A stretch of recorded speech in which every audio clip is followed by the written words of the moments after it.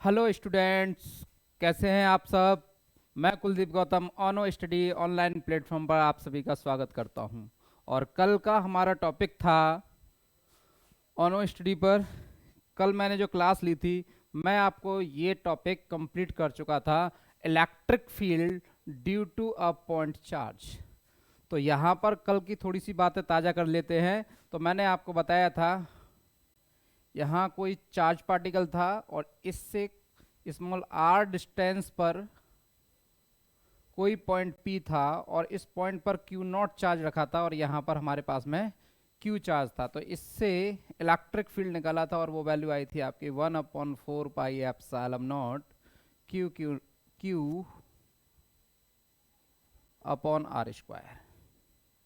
और मैं कल बातें कर रहा था इसकी वेक्टर क्वांटिटी की। तो vector quantity E vector is equal to होता है 1/4 pi epsilon naught Q upon R square. और यहाँ पर जो ई वेक्टर की डायरेक्शन होती है वो आर वेक्टर की ही डायरेक्शन में होती है, यानी कि इसी के टूवर्ड्स आगे की ओर। तो ये ई की डायरेक्शन थी। तो कल हमारी बातें यहाँ तक हो चुकी थी, इससे आगे हम कंटिन्यू करते हैं। आज है हमारा टॉपिक, ये सब जितने भी हमारा टॉपिक चल रहे हैं वो सब रिवीजन बैच के हिसाब से तैयार किया गया है कि कम से कम टाइम में ज़्यादा से ज़्यादा चीज़ें आप तक पहुंचाने का टारगेट है हमारा। तो बस आप स्टार्ट करिए। बहुत लिमिटेड समय में अगर आपने कुछ नहीं किया हुआ है फिर भी आप काफ़ी अच्छे मार्क्स पा सकते हैं ऑनो ऑनलाइन प्लेटफॉर्म के पर। और मैं आपको कोशिश करूंगा ज़्यादा से ज़्यादा बेहतर से बेहतर चीज़ें बहुत ही लिमिटेड समय में पहुंचाने की कोशिश करूंगा। तो ये टारगेट है। इन टॉपिकों को अगर हमारे पास में टाइम होता तो बहुत एडवांस खोलते हम, लेकिन अभी सिर्फ लिमिटेड टाइम और एक रिवीजन बैच सोच करके मैं आपके साथ में आया हूँ और ये सारी चीज़ें मैं आपके साथ क्लियर करना चाहता हूँ।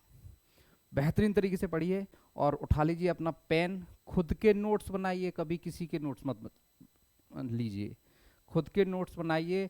आज जो टाइम है इस टाइम को आप बिल्कुल सही प्रॉपरली यूज कीजिए, बिल्कुल इधर उधर की सारी चीज़ें छोड़ दीजिए।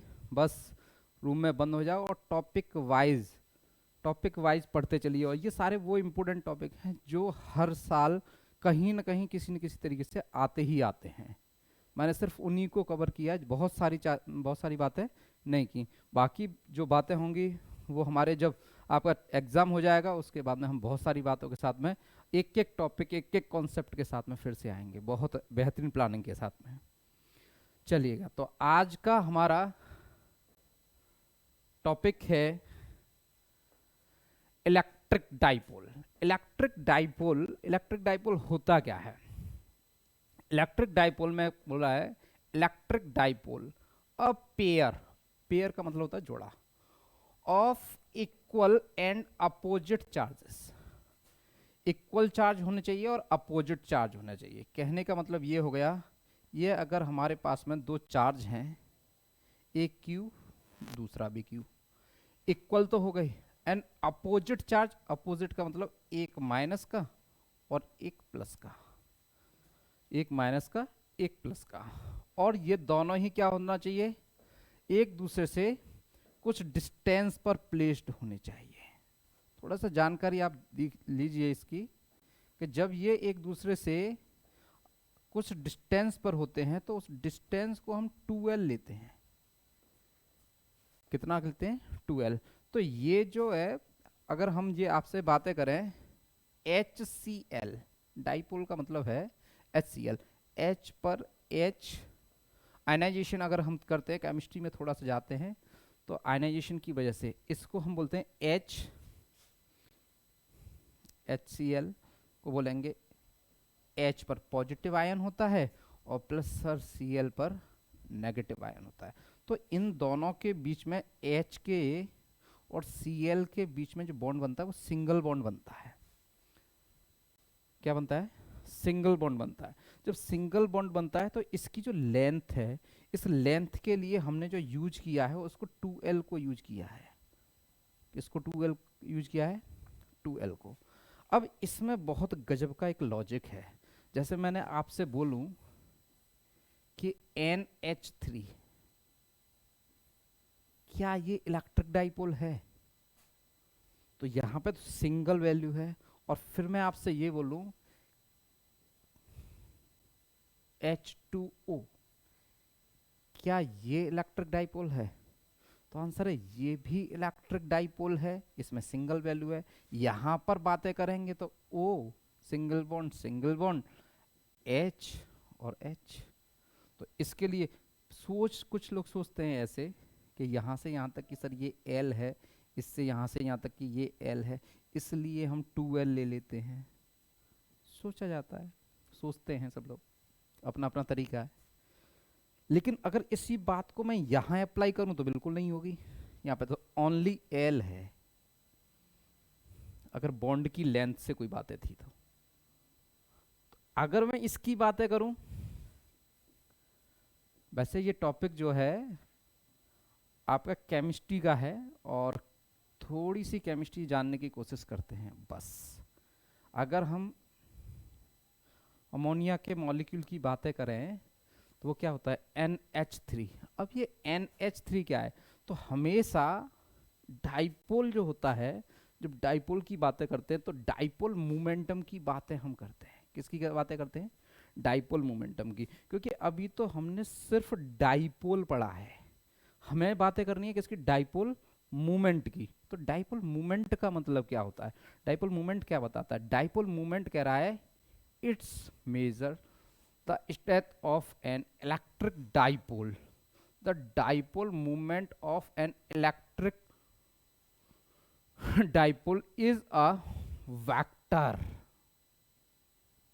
बस इस पर जो बात आकर के रुक जाती है, इसके लिए आपको काम करना है। इसका मतलब क्या है? जो वेक्टर क्वांटिटी है, तो वेक्टर क्वांटिटी है, अगर डाइपोल वेक्टर क्वांटिटी है तो डाइपोल मूवमेंट वेक्टर क्वांटिटी है, यानी कि पी वेक्टर क्वांटिटी है। और पी वेक्टर की जो डायरेक्शन होती है वो होती है to negative charge to positive charge. कहाँ से? Negative charge to positive charge, इसमें आपको नहीं लिखा है। तो इसकी वैल्यू की कहाँ से होती है? नेगेटिव चार्ज से पॉजिटिव चार्ज की तरफ। अब यहाँ थोड़ी सी कैलकुलेशन करेंगे। तो अमोनिया के लिए यानी कि नाइट्रोजन के लिए बोलते हैं हम 7, और इसको एक्सप्लेन करेंगे तो इसका कितना होगा? 2,5। तो हमने क्या कर दिया इसका कि ये पहली कक्षा है, इस पहली कक्षा में पहले फर्स्ट ऑर्बिट में 2 इलेक्ट्रॉन होते हैं और लास्ट वाली में कितने होते हैं? 5। तो इसका मतलब इसके पास में कितने की? 1, 2 और 3, 3 की नीड है, 3 इलेक्ट्रॉन इसको चाहिए। तो 3 इलेक्ट्रॉन देगा कौन? एक ये हाइड्रोजन देगा, एक ये हाइड्रोजन देगा और एक ये हाइड्रोजन देगा। जब ये इसके साथ में, तो इसकी डायरेक्शन कहाँ होती है? डाइपोल की डायरेक्शन कहाँ होती है? यानी कि इसका डाइपोल क्या हो गया? पी वेक्टर ये हो गया। इसका डाइपोल कहाँ हो गया? तो नेगेटिव से पॉजिटिव, यानी कि पी वेक्टर यहाँ हो गया। इसकी वैल्यू कहाँ से? नेगेटिव से पॉजिटिव, यानी कि इसकी डायरेक्शन हो गई पी वेक्टर। लेकिन जब वेक्टर क्वांटिटी होती है तो इस वेक्टर क्वांटिटी के लिए इसके 2 कंपोनेंट बनेंगे, और इसी वेक्टर क्वांटिटी की वजह से इसके भी कितने कंपोनेंट बनेंगे? 2 कंपोनेंट बनेंगे। तो वो 2 कंपोनेंट कौन कौन से होंगे? ये और ये। इधर जो बनेगा वो कौन बनेगा, और इधर जो बनेगा वो कौन बनेगा? अब एंगल की बातें करते, तो एंगल हम किधर से लेने वाले हैं? तो एंगल, इसका जो एंगल होगा वो कौन सा होगा? ये बेस। तो अगर ये एंगल थीटा है तो ये वाली बात क्या हो जाएगी? P sine theta. इसका कंपोनेंट बनेगा तो क्या बनेगा? P sine theta. और ये किस फॉर्म में? वेक्टर फॉर्म में। किसमें? वेक्टर फॉर्म में। अगर हम इस एंगल की बातें करते हैं तो ये एंगल कितना होगा? थीटा कितना होगा हमारे पास? तो थीटा इज इक्वल टू, क्या बन गया question? Theta is equal to कितना होगा? तो थीटा कितना होगा? 45 डिग्री। कितना होगा? 45 डिग्री। अगर ये 45 डिग्री है तो हमें कैसे पता पड़ेगा 45 होगा कि नहीं होगा? तो 45 तो हो ही नहीं सकता। क्यों नहीं हो सकता? क्योंकि जब हमें ये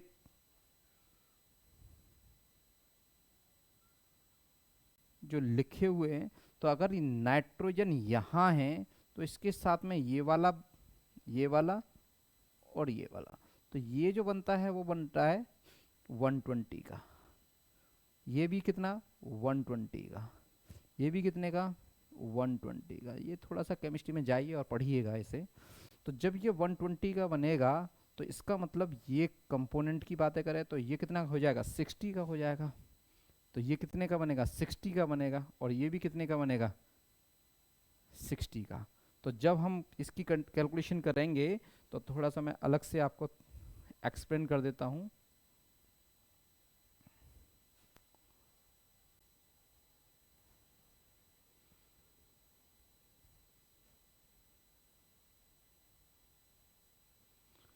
हाँ जी, तो एक्सप्लेन करेंगे तो ये क्या था, एक मॉलिक्यूल नाइट्रोजन का, इसके ऊपर कौन है हाइड्रोजन, इसके कौन इधर कौन है हाइड्रोजन, इसके इधर कौन है हाइड्रोजन। ये नाइट्रोजन का मॉलिक्यूल है, ये हाइड्रोजन है, ये हाइड्रोजन है, ये हाइड्रोजन है।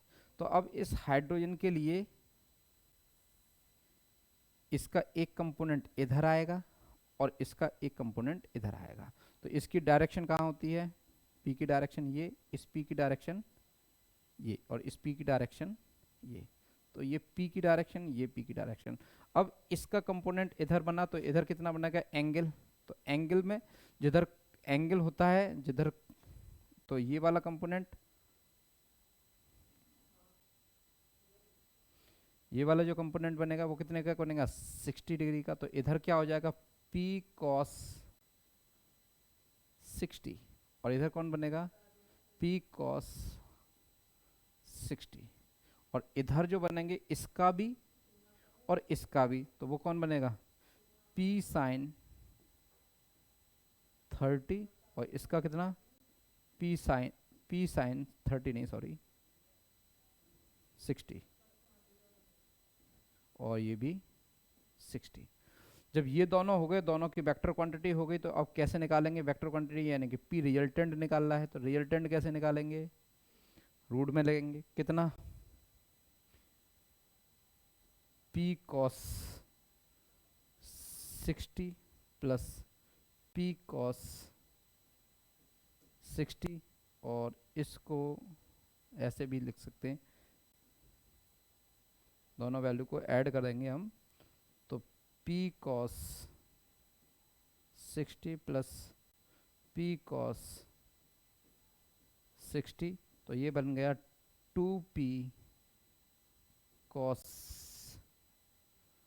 2P cos नहीं 2P cos 60, इधर सॉरी इधर का कंपोनेंट आपका बन गया P sin 60, P sin 60 इधर का, ये थोड़ी मिस्टेक हो गई, यहाँ पर साइन आएगा आपका P sin 60, और यहाँ आएगा आपका P cos 60, कितना होगा P cos 60, और ये भी आपका P cos 60।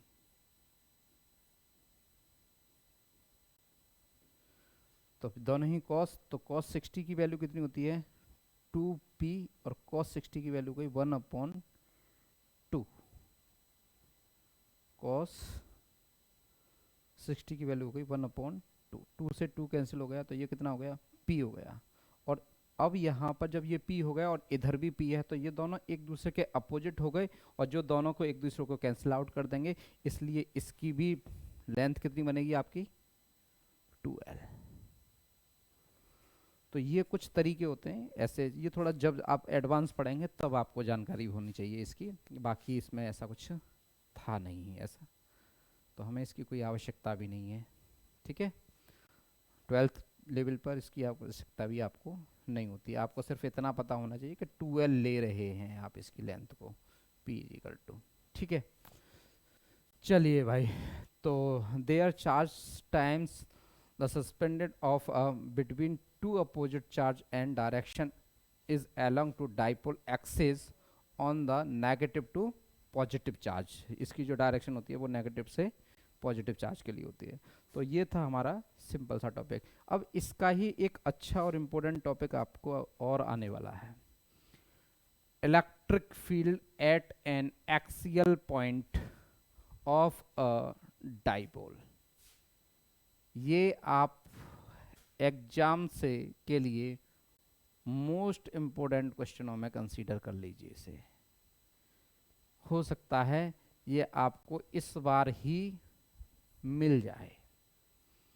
बहुत इंपॉर्टेंट टॉपिक है और बस पेन उठा लीजिए, कॉपी पेन आपके साथ होना चाहिए और काम अपना कंटिन्यू करिए। खुद के नोट्स बनाइए, अपने टीचर खुद बनिए, ठीक है? किसी की जरूरत नहीं है हमें करने की, खुद के लिए काम करिए, अपने लिए काम करिए। चलिएगा, तो अब पहले तो इलेक्ट्रिक फील्ड की बातें हम कर चुके हैं एट एन एक्सियल लाइन। तो ये एक्सियल लाइन का मतलब क्या हो गया? एक्सियल लाइन या एक्सियल पॉइंट, देखिएगा बेटा, कब चाहिए हमें? कोई इलेक्ट्रिक डाइपोल चाहिए। कौन चाहिए? कोई इलेक्ट्रिक डाइपोल चाहिए। ये कलर दिख रहा है, कलर चेंज कर लेते हैं, वाइट ले लेते हैं। और इसके सेंटर से यानी कि यहाँ माइनस का क्यू चार्ज ले लेते हैं और यहाँ पर प्लस का क्यू चार्ज लेते हैं। और इसके सेंटर से हमने कोई लाइन खींच दी है ना? और ये कहाँ है? इसके एक्सियल लाइन पर। कैसे? Dot dot dot dot dot. इस पॉइंट को हम कहते हैं एक्सियल लाइन या एक्सियल पॉइंट, यानी कि जो इसके एक्सिस पर होना चाहिए। किसका होना चाहिए? जो डाइपोल है उस डाइपोल के एक्सिस पे होना चाहिए, ठीक है? तो ये वाला जो चार्ज है, इसके लिए इस पॉइंट को हम ए दे देते हैं, इस पॉइंट को हम बी नाम दे देते हैं और इसे हम दे देते हैं क्यू।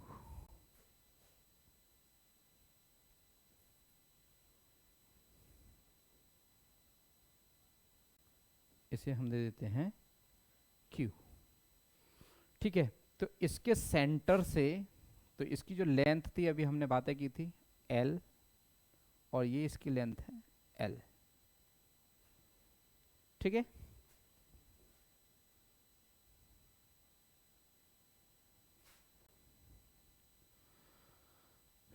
और इसके सेंटर से ये जो पी पॉइंट है, इस पी पॉइंट की जो डिस्टेंस है उसको हमने लिया स्मॉल आर,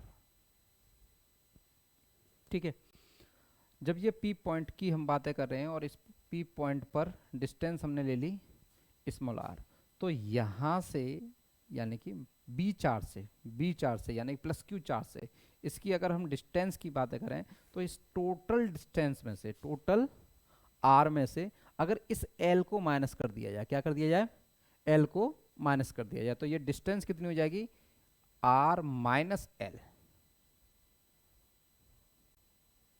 और इससे कैलकुलेट किया जाए तो इसको क्या बोलेंगे? आर प्लस एल, ठीक है? तो जब ये R प्लस एल हो गया, तो अब इस पॉइंट P पर इसकी वजह से डायरेक्शन चेक कर लेते हैं। ये माइनस चार्ज है, तो माइनस चार्ज की वजह से डायरेक्शन, क्योंकि इलेक्ट्रिक फील्ड की जो डायरेक्शन होती है वो पॉजिटिव से नेगेटिव, तो हमेशा इस पॉइंट P पर जो चार्ज लिया जाता है वो कैसा लिया जाता है? हमेशा पॉजिटिव लेना है आपको। क्या क्या लेना है? हमेशा पॉजिटिवली ही चार्ज लेना है, पॉजिटिव चार्ज होना चाहिए।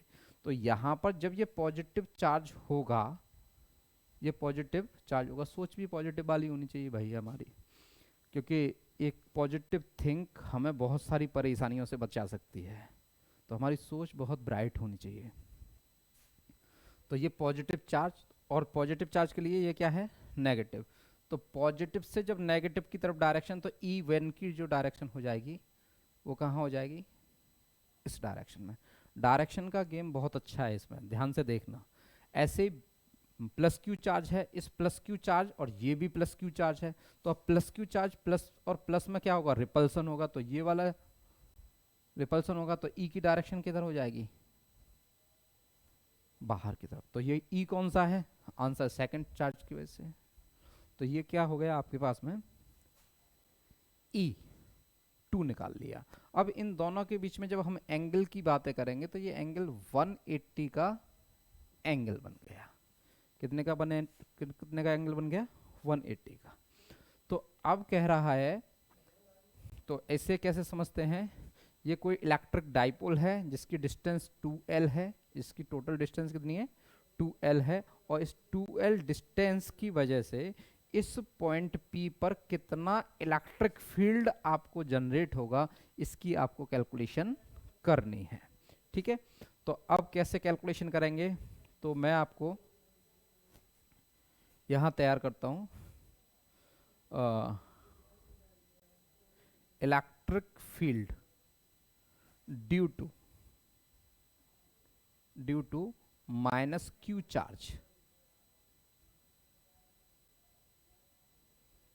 माइनस क्यू चार्ज,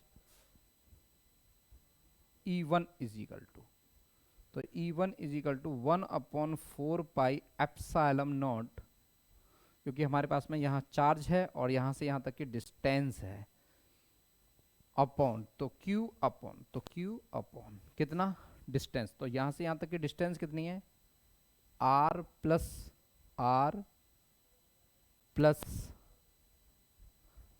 L का whole square, R plus L का whole square.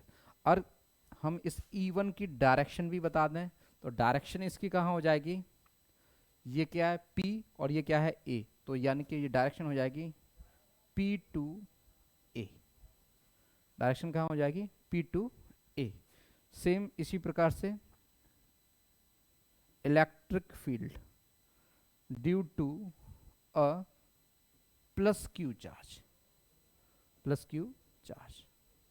E2 is equal to simple कितना 1/4 pi epsilon naught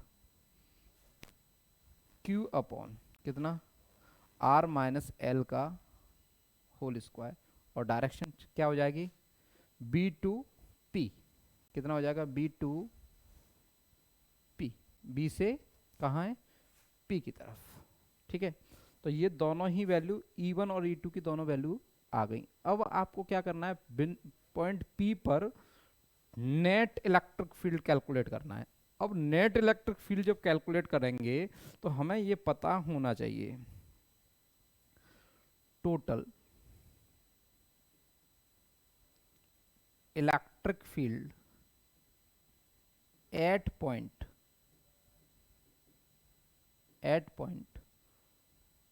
P, at point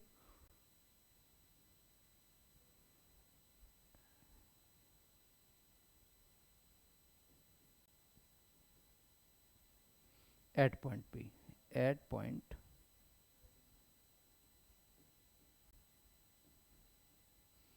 point P कैसे कैलकुलेट करेंगे, E निकालना है आपको। तो E निकालने के लिए आपको तरीका पता होना चाहिए, सिंपल है, बेसिक बता रहा हूँ इसका। तो 180 का एंगल बनेगा, तो 180 का बनेगा तो क्या हो जाएगा E1 का स्क्वायर प्लस E2 का स्क्वायर, क्योंकि वेक्टर क्वांटिटी है, प्लस 2E1 E2 और कॉस थीटा, क्योंकि ये दोनों ही वेक्टर क्वांटिटी हैं। तो वेक्टर क्वांटिटी के बीच में इलेक्ट्रिक फील्ड निकालने का क्या तरीका होता है, तो आपने 11th क्लास में पढ़ा होगा R is equal to root में P का स्क्वायर प्लस Q का square plus 2PQ cos theta. ये फॉर्मूला हुआ करता था जब कोई वेक्टर क्वांटिटी जो हुआ करती थी वो किसी भी एंगल पर काम कर रही होती थी। तो यही वही चीज़ें यहाँ पर भी हैं आपके लिए। ठीक है, तो यहाँ पर cos थीटा, तो cos थीटा की जो वैल्यू है वो 180 बन जाती है। तो E इज इक्वल टू अब आपका कितना बन जाएगा, E इज इक्वल टू वही रूट में वैल्यू रखना है आपको। तो E1 का स्क्वायर प्लस E2 का स्क्वायर प्लस 2E1 E2 है ना, 2E1 E2 cos 180 की वजह से कितना बन गया माइनस का 1। अब यहाँ क्वेश्चन एक बन गया आपका कि E1 माइनस E2 किया जाए या E2 माइनस E1 किया जाए। तो ये बड़ा अच्छा क्वेश्चन है, इस क्वेश्चन को समझ लीजिएगा। समझने के लिए क्या करना है आपको, इसमें देखिएगा इसका डिनोमिनेटर बड़ा है या इसका डिनोमिनेटर बड़ा है। तो आप देखेंगे कि E2 का जो डिनोमिनेटर है वो छोटा है, और जिसका डिनोमिनेटर छोटा होता है उसकी वैल्यू बड़ी होती है। इसका डिनोमिनेटर बड़ा है तो इसकी वैल्यू छोटी होगी। इसका मतलब ये E1 माइनस E2 नहीं होगा, ये E2 माइनस E1 होगा। E2 माइनस E1 होगा। कितना होगा ये? E2 माइनस E1 होगा, और इसका स्क्वायर, और स्क्वायर से रूट हट जाएगा और वैल्यू आ जाएगी आपकी, वैल्यू आ जाएगी आपकी कितनी? E is equal to E2 minus E1। इसमें आप वैल्यू पुट कर सकते हैं, और पुट करेंगे तो 1/4 pi epsilon not E1 E2 की वैल्यू, ऊपर से Q कॉमन है, वैल्यू रखिएगा। तो पहले E2 को रखना है, फिर बाद में E1 को। E2 का वैल्यू कितनी है? E2 की वैल्यू है आपकी 1/R माइनस L का होल स्क्वायर, और माइनस 1/R प्लस L का होल स्क्वायर। ठीक है,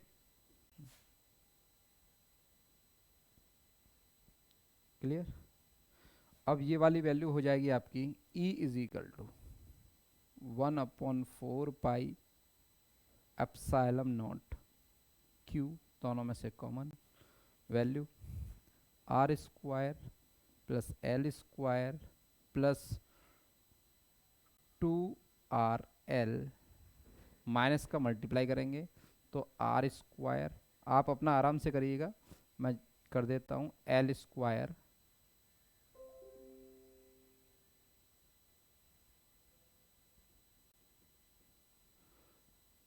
माइनस माइनस प्लस का हो जाएगा, और ये वैल्यू हो जाएगी 2RL। कितना हो जाएगा? 2RL, 2RL, और ये ब्रैकेट आपका क्लोज। तो और अपॉन में जो बचेगा वो कितना हो जाएगा? R square minus L square का होल स्क्वायर।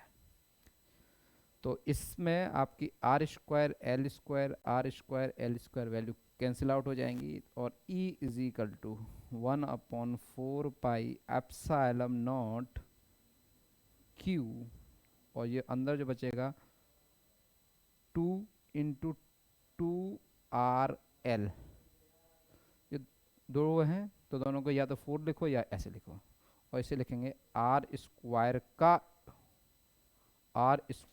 स्क्वायर। क्यों? क्योंकि R square is much greater than L square. जब डाइपोल बहुत छोटे होते हैं तो L स्क्वायर को नगण्य मान करके छोड़ देते हैं, नेग्लिजिबल मान लिया इसको। तो अब E इज इक्वल टू आपकी वैल्यू होती है 1/4 पाई एप्सिलॉन नॉट, इसकी लिए 2 × 2L3 एक साइड इंटू R। चेक करिए, ये वाला 2 ये रहा, ये वाला 2 ये रहा, ये L ये रहा, ये Q ये रहा, और अब क्या बच गया? R। तो R को हमने अलग कर लिया, और इसको हम लिख सकते हैं RQ इंटू R। तो R से R कैंसिल आउट हो जाएगा, और ये 2LQ इज इक्वल टू कितना बन गया? P, है ना? तो इस वैल्यू को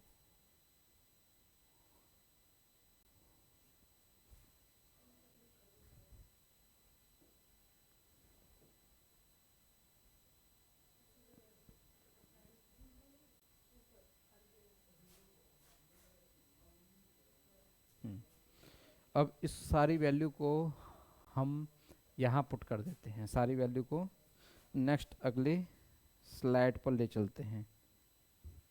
तो वहाँ से आपकी जो वैल्यू थी उसे तो एक बार देख लेते हैं। हमको क्या करना है? इसकी कैलकुलेशन करनी है, तो इसकी कैलकुलेशन करनी है तो इस वाली बात को हम कहाँ पे पुट कर देते हैं,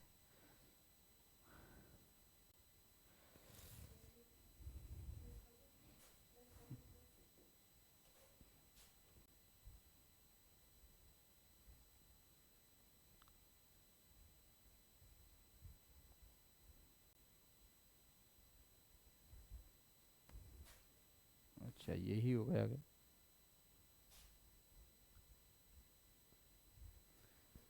चलिए बेटा, इसको मैं अगले स्लाइड पे ही ले लेता हूँ, अगले पेज पर ले लेता हूँ। ठीक है, तो इसको अगले पेज पर ले लेते हैं, और वहाँ पर है आपकी वैल्यू थी, अभी आपने पढ़ा था,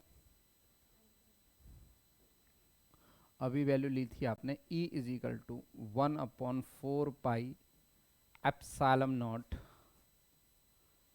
Q into two, sorry Q नहीं था, 2 इंटू 2L Q ऐसे लिखा हुआ था, इंटू में R था, अपॉन में RQ था, और यहाँ पे R था।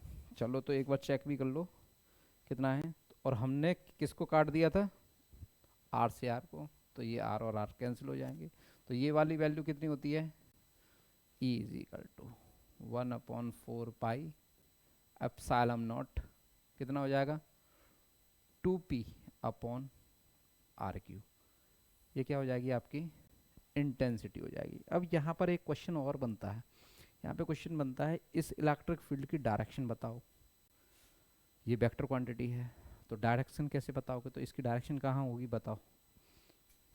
डायरेक्शन होगी इसकी E vector is equal to 1/4 pi epsilon naught 2P vector upon RQ,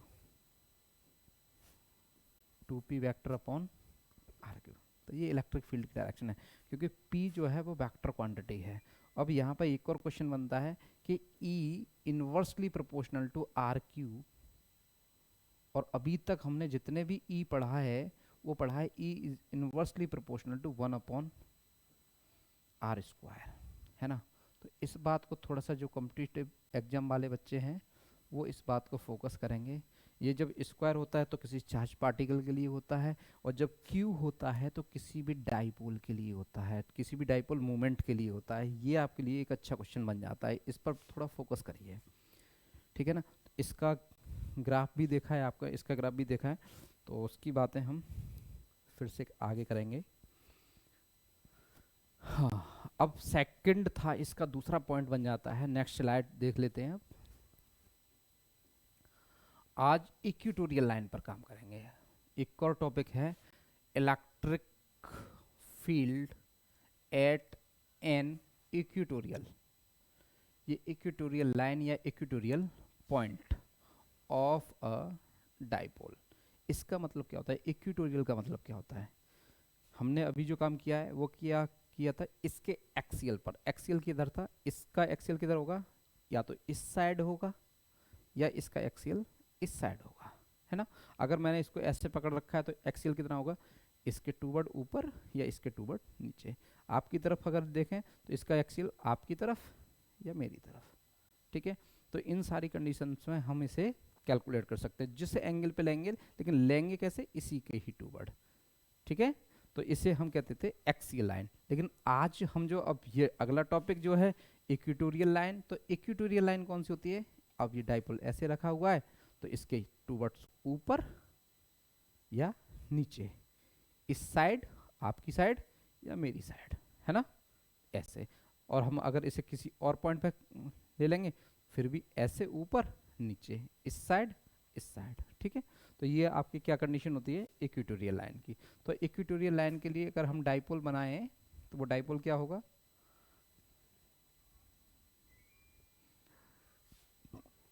देखिएगा,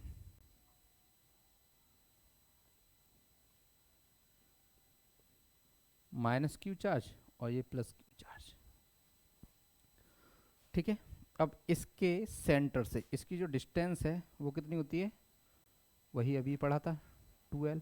इसके सेंटर से, इसके सेंटर से स्मॉल r डिस्टेंस पर, इसके सेंटर से r डिस्टेंस पर, r डिस्टेंस कौन सी, ये वाली, उसमें भी डिस्टेंस कितनी ली थी हमने, आर ली थी, इसके सेंटर से यानी कि इसके ओ से। इस पॉइंट पी पर, ये पॉइंट क्या है हमारा पी, इस पॉइंट पी पर कितना इलेक्ट्रिक फील्ड जनरेट होगा, कितना इलेक्ट्रिक फील्ड जनरेट होगा। तो इसकी कैलकुलेशन कैसे करेंगे, तो हमें डायरेक्शन पता होना चाहिए। हमें डायरेक्शन, ये माइनस का है, ये प्लस का है, तो पहले जैसे बताया था, तो E1 की डायरेक्शन क्या हो जाएगी सर, प्लस से माइनस। इसकी वजह से इसकी जो डायरेक्शन है वो कहाँ हो जाएगी सर, E2 की डायरेक्शन। क्लियर। अब इन दोनों की वजह से जो रिजल्टेंट वैल्यू आएगी वो कहाँ आएगी, यहाँ आएगी। क्यों, क्योंकि सर जब ये एंगल थीटा है, ये एंगल थीटा है, तो ये एंगल भी थीटा होगा और ये एंगल भी थीटा होगा। तो ई के कंपोनेंट की बात करेंगे, जब एंगल बन गया तो एंगल के लिए कंपोनेंट बनेंगे, कंपोनेंट बनेंगे तो हमारे पास में E1 का कंपोनेंट कौन हो जाएगा, E1 cos थीटा, और इसका जो बन जाएगा वो कितना बन जाएगा, E2 cos थीटा। ठीक है। और ये वाली बात, जिधर एंगल होता है उधर, और ये दोनों क्या हो जाएंगे, अपोजिट हो जाएंगे, ये दोनों क्या हो जाएंगे आपके, अपोजिट हो जाएंगे। तो ये दोनों जो अपोजिट हुए तो इसकी वैल्यू कितनी हो जाएगी, E2 साइन थीटा, और इधर ये वाली वैल्यू कितनी बन जाएगी, E1 साइन थीटा। और ये जो E1 E2 साइन थीटा है, ये they are opposite to each other, they are cancel out to each other. ये अपोजिट भी हैं लेकिन एक दूसरे को क्या कर देंगे, कैंसिल कर देंगे। इसकी वजह से जो रिजल्टेंट वैल्यू आएगी, इसकी रिजल्टेंट वैल्यू जो आएगी वो किधर होगी, E cos थीटा के लिए, और E1 cos थीटा के लिए, और E2 cos थीटा के लिए। तो ये आपके दोनों डाइपोल की बातें करेंगे। तो हमें इसकी इस पॉइंट को A, इस पॉइंट को B, और इस पॉइंट को हमने पहले से ही P ले रखा है। ठीक है।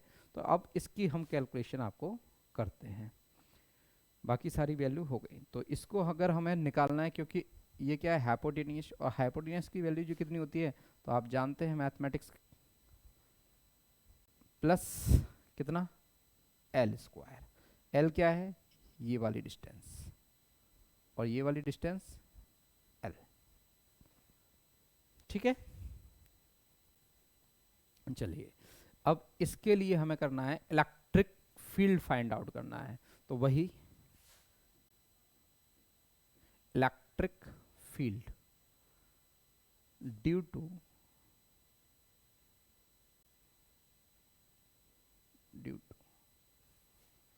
Minus Q charge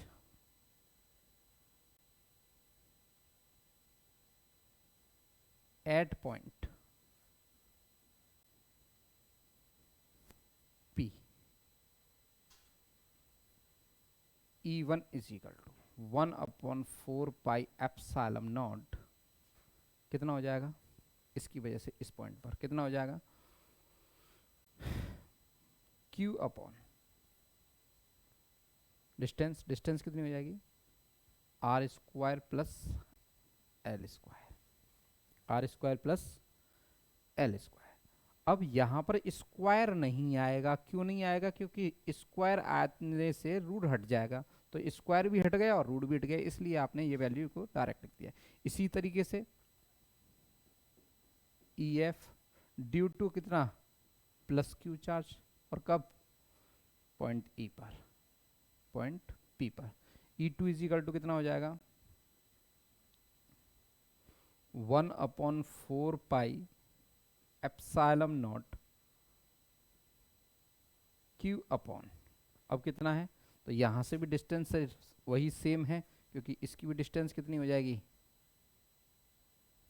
R square plus L square. तो ये कितना हो जाएगा, R square plus L square. Clear. तो आप देख रहे होंगे कि E1 and E2 are same, दोनों ही वैल्यू कैसी हैं, सेम है। जब वैल्यू सेम है तब रिजल्टेंट वैल्यू निकालनी है हमको।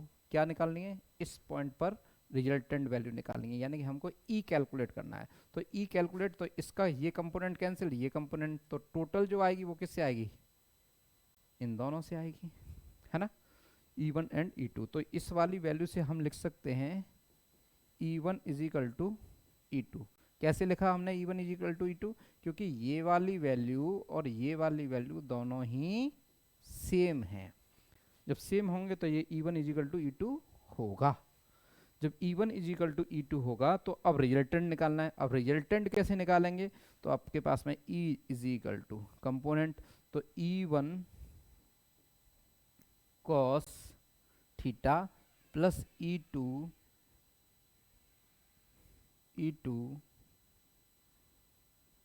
cos थीटा, दोनों की वैल्यू रखिए। E1 की वैल्यू कितनी है? तो E1 और E2 जब सेम है तो यहाँ भी E1 हो जाएगा और cos थीटा बन जाएगा, और यहाँ भी। तो इसकी वजह से हम क्यों ना 2 टाइम्स कर दें, एक स्टेप भी बच जाएगा अपना। क्लियर? अब इसमें वैल्यू पुट कर दीजिए simple. E is equal to E1 की वैल्यू कितनी है वो रही 1/4 पाई एप्सिलॉन नॉट, कितना है Q upon R square plus L square. Cos theta की वैल्यू निकालो। कॉस थीटा कैसे निकलेगा भाई? कॉस थीटा कैसे निकलेगा? कॉस थीटा निकलेगा ऐसे, ये हो गया O हो गया, ये हो गया आपका B पॉइंट हो गया, और ये पॉइंट P हो गया, और ये एंगल हो गया आपका थीटा। ये वैल्यू हो गई आपकी L, और ये वैल्यू थी आपकी R, और इस वैल्यू को आपने निकाला है R square plus L square. तो cos theta is equal to, अगर आप निकालेंगे cos theta is equal to, आप निकालेंगे तो cos theta is equal to हो जाएगा बेस अपॉन हाइपोटेनियस। बेस की वैल्यू कितनी है? एल अपॉन हाइपोटेनियस की वैल्यू कितनी है? रूट में R square plus L square. और इस वाली वैल्यू को जब हम यहाँ पुट करेंगे तो पुट करने पर वैल्यू आएगी आपकी E is equal to 1/4 pi epsilon naught Q upon R square plus L square into cos theta is equal to L upon, कौन सी वैल्यू पुट करनी है? ये वाली, एल अपॉन कितना? R square plus L square की whole power. वहाँ root है, रूट को हम क्या लिख सकते हैं? 1/2 पावर में। इसकी पावर कितनी है? 1। इसकी पावर कितनी है? 1/2। तो E is equal to 1/4 pi epsilon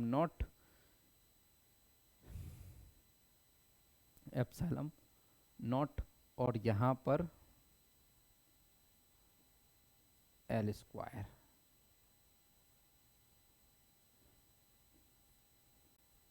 L square है ना। और ये वाली जो वैल्यू थी वो कितनी थी? R square. तो यहाँ पर एक चीज़ और आपको देखना है, एक बात नोटिस करनी है। यहाँ पर 2 था, मैंने उस 2 को नहीं लगाया, तो 2 यहाँ से हो जाएगा। तो 2L³ अपॉन, इसकी वैल्यू कितनी हो जाएगी? R square plus L square की पावर, इसका 1 और इसका 1/2 मिल करके कितना हो जाएगा? 3/2। आधा और एक मिल करके 3/2 ही होता है। तो E इज इक्वल टू आपके पास में सिंप्लीफाई वैल्यू हो गई 1/4 पाई एप्सिलॉन नॉट, 2L³ को क्या बोलते हैं? P अपॉन आर स्क्वायर की पावर 3/2। 2 और 2 कैंसिल हो गया, तो E is equal to 1/4 pi epsilon naught P upon R³। ये आपके पास में आ गया इक्वेटोरियल लाइन पर इलेक्ट्रिक फील्ड। अब इसकी जो डायरेक्शन होती है वो डायरेक्शन कैसे होती है? ये कितना है? P। तो अब हमने जो डायरेक्शन है वो इलेक्ट्रिक डाइपोल मूवमेंट के रेस्पेक्टिव इसके पैरेलल में है, और प्लस से माइनस की तरफ है। कैसे है? प्लस से माइनस की तरफ, यानी कि इसके परपेंडिकुलर होती है। ठीक है, तो ये इसकी डायरेक्शन की बातें होती हैं। तो इसे नोट कर लीजिए आप। नेक्स्ट अगला टॉपिक आएगा हमारा फिर। चलिए, torque on a electric dipole. Torque निकालना है electric dipole in a uniform electric field, एक समान क्षेत्र में। यूनिफॉर्म का मतलब होता है इलेक्ट्रिक फील्ड कैसा होना चाहिए? हर पॉइंट पर सेम होना चाहिए। कैसा होना चाहिए? इलेक्ट्रिक फील्ड कैसा होना चाहिए? ऐसा होना चाहिए। यानी कहीं पर भी हम इंटेंसिटी अगर कैलकुलेट करें तो हर पॉइंट पर सेम होगी इंटेंसिटी, तो इसकी कैलकुलेशन हम कर पाएंगे। तो ये है आपके लिए ई ई ई ई ई। और इसमें कौन रखा है? इलेक्ट्रिक डाइपोल रखा है। क्या रखा है इसमें? इलेक्ट्रिक डाइपोल रखा है। इलेक्ट्रिक डाइपोल ये रहा। इधर कौन? माइनस का क्यू, और इधर कौन?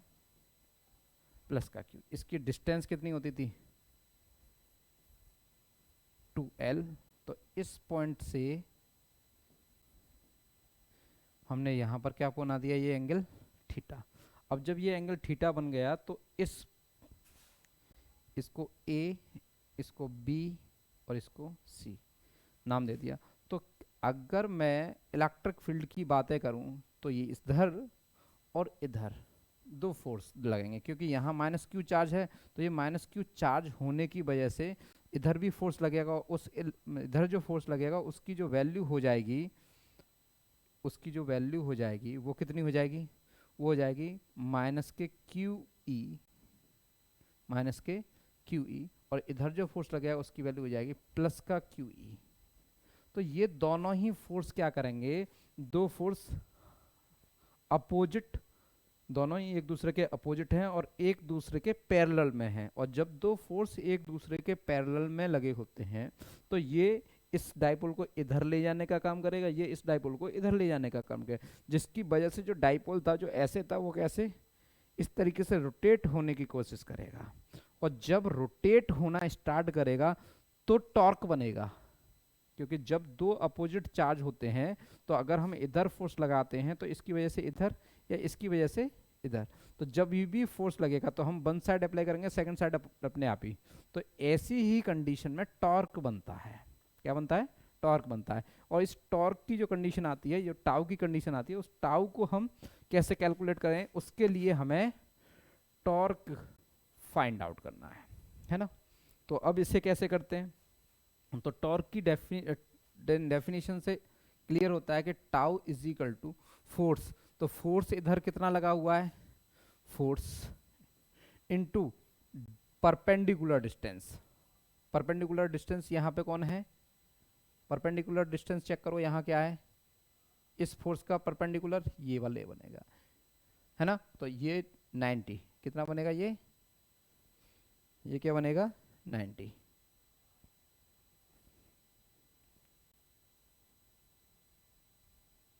ये बनेगा 90 डिग्री। तो ये वाली जो लाइन होगी, ये वाली जो लाइन है, डार्क कर दे रहा हूं मैं इसको, है ना। ये वाली लाइन इस वाले फोर्स के लिए भी परपेंडिकुलर और इस वाले फोर्स के लिए भी परपेंडिकुलर, दोनों फोर्स के लिए ये लाइन परपेंडिकुलर है। जब परपेंडिकुलर लाइन होगी तो इस परपेंडिकुलर लाइन की वैल्यू कितनी हो जाएगी? BC। फोर्स कितना है? तो फोर्स है आपका QE, और इसकी BC की वैल्यू से कैलकुलेट करोगे तो ये राइट एंगल बन रहा है। तो राइट एंगल के लिए आप जानते हैं क्या? सिंपल मैथमेटिक्स है इसमें। तो sine theta is equal to, निकालो, sine theta is equal to कितना हो जाएगा? Perpendicular upon hypotenuse. परपेंडिकुलर का मतलब हो गया BC, अपॉन हाइपोटेन्यूज का मतलब हो गया AB। क्लियर? परपेंडिकुलर कितना है? BC का कैलकुलेट करना है। इसकी वैल्यू कितनी है? 2L, और ये कितना बन गया? Sine theta. वैल्यू कितनी हो गई? 2L sine theta is equal to BC। Simple. हाँ, कितना हो गया? 2L sine theta into BC। तो ये BC की वैल्यू कितनी आ गई आपकी? 2L साइन थीटा, और 2LQ यानी कि 2LQ into capital E sine theta. तो 2LQ को आप P बोलते हैं, तो PE साइन थीटा किसकी वैल्यू हो गई? टॉर्क की वैल्यू हो गई। और टॉर्क एक वेक्टर क्वांटिटी है, तो वेक्टर क्वांटिटी में इसे क्या लिख से लिखेंगे? P vector cross E vector. आपको याद रहना चाहिए ये जो P है मैंने इक्वल के नीचे लिखा है, इसका मतलब ये स्मॉल है और ये वाला कैपिटल है। अगर ये स्क्वायर, ये जो अगर हम पैरेलल के नीचे लिखते हैं तो ये स्मॉल कैलकुलेट किया जाता है। अगर ये P को ऊपर लिख दिया जाएगा, कैसे? इक्वल लगाया और P को ऐसे लिख दिया तो ये कैपिटल P है।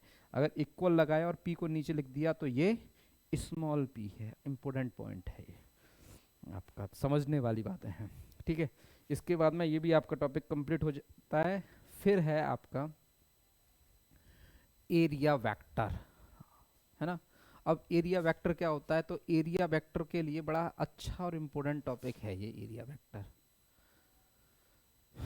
एरिया वेक्टर को हम कैसे कहते हैं कि ए, अब तक हम जो पढ़ते थे हमने सोचा था कि एरिया वेक्टर एक एरिया वेक्टर नहीं हो सकता। क्या नहीं हो सकता? वेक्टर नहीं हो सकता। कैसे? क्योंकि हमें तो फॉर्मूला पढ़ाया जाता था A is equal to L into B, और एल इंटू बी की वजह से इसको हम बोल देते थे लेंथ, लेंथ की वजह से एल, और इसको इसको भी, ये भी ब्रेथ, ब्रेथ की वजह से भी एल। तो डिस्टेंस की तो डिस्टेंस क्या होती है? स्केलर क्वांटिटी होती है। तो इसके लिए हम कभी भी एरिया वेक्टर को, एरिया को वेक्टर नहीं पढ़ते थे, लेकिन एरिया वेक्टर ही होता है, एरिया वेक्टर ही होता है। अब इस एरिया वेक्टर की डायरेक्शन हम कैसे निकालेंगे, हमें कैसे पता पड़ेगा, हमें फील कैसे होगा कि ये जो है एरिया वेक्टर जो है वो वेक्टर क्वांटिटी है? तो थोड़ा फील करने की कोशिश करते हैं।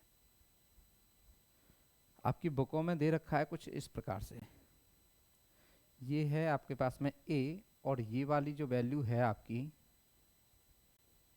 वो ए वेक्टर है। ये वाली जो आपकी वैल्यू है वो है आपकी ए वेक्टर। ये वाली वैल्यू है आपकी ए वेक्टर। तो ए वेक्टर इज इक्वल टू कितना होता है? एन कैप इंटू ए, एन कैप इंटू ए। तो ये एन कैप क्या है? Vector quantity. ए क्या है? इसका मैग्नीट्यूड एरिया वेक्टर का। तो इससे कैलकुलेट करने के लिए थोड़ी सी कुछ चीज़ें अलग से पढ़नी पड़ेंगी। जैसे मान लीजिए ये एक्स एक्सिस है और ये एक्सिस वाई है, इसका कंपोनेंट बनता है आई कैप, इसका कंपोनेंट बनता है जे कैप। ये वाली डिस्टेंस होती है एक्स मान लिया हमने, इस वाली डिस्टेंस को मान लिया हमने y। तो अब इसका स्थित सदिश लिखना है, तो इसको स्थित सदिश का मतलब क्या हो जाएगा, यानी कि मुझे इसका एरिया निकालना है। तो एरिया इज इक्वल टू कैसे निकालूंगा मैं? A is equal to X I cap into cross Y J cap. अब ये x और y क्या है? मैग्नीट्यूड वैल्यू है। तो x और y को तो हमने कैसे ले लिया? x और y से। और ये वाली value I cap cross J cap, और I cap cross J cap is equal to X Y, और I cap cross J cap is equal to K cap होता है। तो के कैप का मतलब हो गया इसकी डायरेक्शन या तो इस साइड में होगी या इसके अपोजिट इस साइड में होगी। तो अगर ये प्लस का है तो इस साइड में ही है, यानी कि यहाँ जेड वेक्टर, और इसकी वैल्यू कितनी है? के वेक्टर, के कैप। तो के कैप की या तो इस साइड होगी या इनसाइड, आउटसाइड होगी या इस साइड, और तीसरी किसी भी साइड में नहीं होगी। इसलिए ये वेक्टर क्वांटिटी है, इसलिए ये वेक्टर क्वांटिटी। बहुत अच्छा टॉपिक है, अच्छे से। अभी थोड़ा जल्दबाजी में है, जल्दी में है हम, तो कोशिश कर रहे हैं जल्दी से जल्दी सारे टॉपिक क्लियर हो जाए। तो ये रिवीजन बैच के हिसाब से चल रहे थे। अच्छा, इलेक्ट्रिक फ्लक्स, ये भी बड़ा अच्छा टॉपिक है। तो इलेक्ट्रिक फ्लक्स क्या होता है? इलेक्ट्रिक फ्लक्स को कहते हैं इलेक्ट्रिक फ्लक्स, और इलेक्ट्रिक फ्लक्स को पढ़ने के लिए electric flux through a given area क्या है? किसी भी एरिया से, तो एरिया से जब बहुत सारी इलेक्ट्रिक फील्ड लाइंस पास करती हैं, किसी भी एरिया से क्या बहुत सारी इलेक्ट्रिक फील्ड लाइंस पास करती हैं। इलेक्ट्रिक फील्ड लाइंस का तो मैंने एरिया देखता हूं, मैं दिखा देता हूं आपको।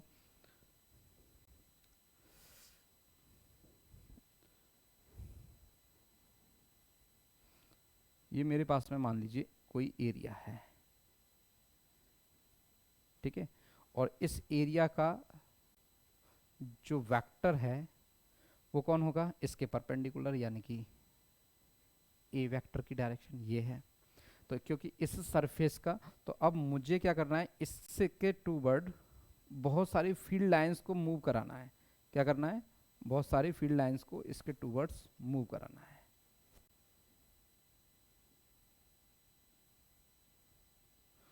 इसके टूवर्ड्स मूव कराएंगे तो क्या हो जाएगा? ये ये ये ये